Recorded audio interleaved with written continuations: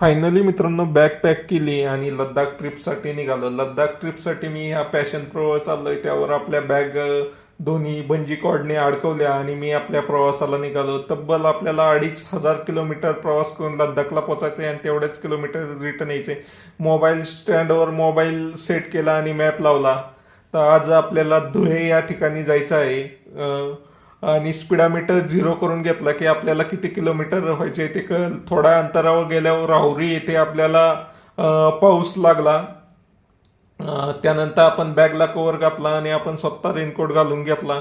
त्यानंतर शिर्डीच्या आसपास आल्यानंतर मी तिसरा ब्रेक घेतला. त्यासाठी थोडा हातपाय मोकळे केले आणि थोड्या गाडीला पण आराम दिला.